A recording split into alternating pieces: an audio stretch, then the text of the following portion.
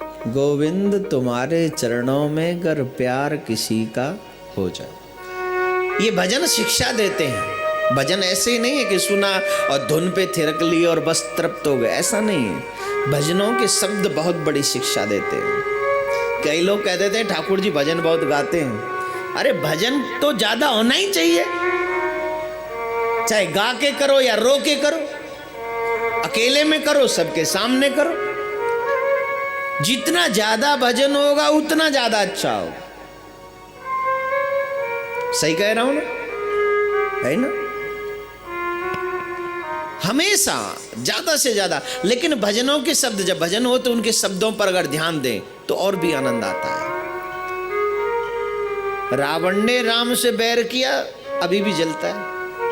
और विभीषण चरण शरण गया तो घरवार उसकी, सारी लंका उसकी हो गई। बोलो, जो लंका के पीछे लड़ा उसकी लंका लुट गई, और जिसको कोई चाह नहीं थी लंका उसको मिल गई। मिल गई। आप चाहते हो आपको भी लंका मिल जाए? लंका मीन्स वो सोने की लंका नहीं कह रहा हूं मैं। चलो लंका छोड़ो, भगवान की भक्ति तो चाहते हो तो इसके लिए भी तो चरणों में जाना पड़ेगा। मुक्ति चाहते हो इसके लिए भी तो भगवत भजन करना पड़ेगा। सुख चाहते हो इसके लिए भी गोविंद को मनाना पड़ेगा। घर बैठे सुख नहीं मिलते साहब। सुख तभी मिलेगा जब सुख देने वाला गोविंद हमसे प्रसन्न होगा, राम हमसे प्रसन्न होंगे। बाबा विश्वनाथ की समाधि लग गई, और समाधि इसलिए लग गई क्योंकि सती से मन अशांत हो गया। इन्होंने मेरे प्रभु की परीक्षा ली, वो भी मेरी मां बनकर परीक्षा ली। हे देवियों, कोशिश ये करना कभी भी अपने पति के विरुद्ध जाकर कोई फैसला न करना पड़े आपको।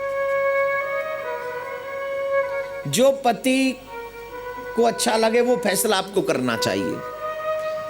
और हे पतियों, अपनी अपनी उनके हो, आपको ये कोशिश करनी चाहिए जिससे हमारी पत्नी की आत्मा प्रसन्न हो, हम वैसा कार्य करें।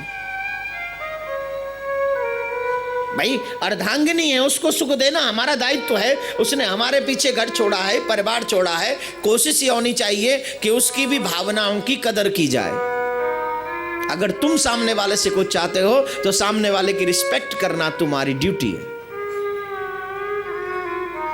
और अब से नहीं, शुरू से ही अनेकों संत हुए हैं जिनकी पत्नियां होती थी, कभी भी उन संतों ने अपनी पत्नी की भावनाओं की अनादर नहीं किया, कदर की हमेशा। तभी उनके घरों में एक से एक श्रेष्ठ संत हुए, एक से एक भगवान के भक्त हुए। कब हुए? जब उन्होंने भी अपनी पत्नी का सम्मान किया। रावण कितना दुष्ट था, लेकिन अपनी पत्नी का कभी अपमान नहीं करता था, अपनी पत्नी का सम्मान करता था। रावण जैसा व्यक्ति अपनी पत्नी का सम्मान करता है। सबसे भला बुरा बोलता था, लेकिन मंदोदरी के आगे कोशिश करता था उसकी बात मानी जाए। लेकिन अगर उसने एक बात नहीं मानी मंदोदरी की, वो थी सीता दे देने की। वो नहीं मानी तो वही बात उसका विनाश कर गई। और पत्नी कभी नहीं चाहती कि मेरे पति का विनाश हो। कलयुग के इस युग में, तलाक के इस युग में तो कोई गारंटी नहीं कि पत्नी क्या चाहती है, पति क्या चाहता है। राधे राधे बोलना पड़ेगा। राधे। ये कठिन युग है मेरे भाई। यहाँ धर्म को थोड़ा पीछे देखा जाता है, पहले अपने सुख को देखा जाता है। जहाँ हमारे देश में धर्म के लिए अपने प्राण दिए जाते हैं, वहीं हमारे धर्म को आज के इस कलयुग में अपने सुख को पहले रखा जाता है, धर्म तोड़ दिया जाता है। किसके लिए? सिर्फ अपने सुख के लिए। शांताय सुखाय तुलसी रघुनाथ गाथा। बाबा कहते हैं ये कथा हमारे सुख के लिए, आत्मीय सुख के लिए। लेकिन हम लोग अपने आत्मीय सुख की बात तो करते नहीं, तन के सुख की बात करते हैं। और तन के सुख में हम लोग कोई भी अधर्म कर बैठते हैं तन के सुख को पाने के लिए। तो बाबा का मन अशांत हो गया क्योंकि उनकी पत्नी ने उनकी बात नहीं मानी। तो जहां मन अशांत हो जाए, चिंता सताने लगे, तो चिंतन करो। मैं हमेशा कहता हूं, चिंतन किसका? जब चिंता दुनिया की हो तो चिंतन किसका? दुनिया बनाने वाले का। दुनिया उसी ने बनाई है तो चिंता भी उसने बनाई होगी। ऑफ कोर्स इसमें तो कोई सोचने वाली बात है नहीं। तो जो दुनिया बनाता है, जो दुनिया की चिंता बनाता है, अगर हम उसका चिंतन करेंगे तो चिंता हल्की पड़ेगी या नहीं? चिंता का मजाल कि तेरे पास भी भटक जाए, उसको डर रहेगा मैं जिसका जब कर रहा है, चिंतन कर रहा है, मेरा मालिक ऐसी जगह डाल देगा जहां चिंता कर करके भी चिंता ही परेशान हो जाएगी उसको चिंता दे दे के।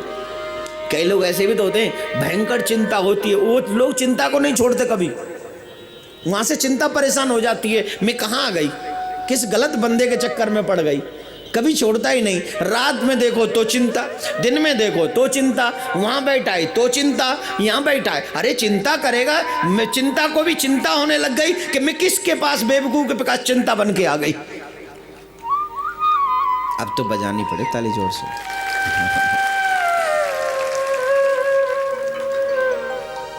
चिंता को भी चिंता हो जाती है अगर ज्यादा चिंतक के पास पहुंच जाए तो। इसीलिए वो चिंता डरती है जब चिंतन परमेश्वर का होता है। अरे कितना अच्छा भजन था ना, प्रहलाद तो छोटा बालक था पर प्यार किया परमेश्वर से। ये वो देश है जहां धर्म करने के लिए कोई भी आगे आ जाता है, कोई भी आगे बढ़ता। मैं हमेशा कहता हूं तुम्हारी उम्र बेकार है, उतनी उम्र बेकार है जब तक तुमने प्रभु का भजन नहीं किया। वो तुम्हारी उम्र है ही नहीं। जितनी उम्र तुमने विदाउट भगवान के भजन व्यतीत की है, समझना उस उम्र को तुमने धोखे में गमा दिया। जैसे कई लोग होते ना, किसी के यहाँ सामग्री लेने जाओ तो धोखा कर देते हैं, उनके साथ में असली छिपा लेते, नकली दे देते हैं। तो हमने अपने हमारी आत्मा के साथ धोखा किया, अपनी जिंदगी के साथ धोखा किया, असली छिपाकर नकली दे दिया। नहीं आई होगी बात समझ में, क्या आ गई? जितनी उम्र हमने भगवान के भजन के बिना बिताई है, समझना धोखा उतनी उम्र के साथ किया गया। जो बीत गई वो रो रही है, दुष्ट तूने मुझे क्यों गमा दिया। जो बची है वो तरस रही है, अरे मूर्ख अब मुझे तो मत गमा, मेरा तो सदुपयोग कर ले, कहीं ऐसा ना हो कि मैं भी निकल जाऊं, तू अपनी आत्मा के साथ साथ मुझे भी बर्बाद कर दे। सूरदास बाबा कहते हैं, श्वास श्वास पे कृष्ण भजे, वृथा श्वास जन खो, ना जाने या श्वास को आवन हो ना। हर पल हर क्षण तेरी याद बनी रहे।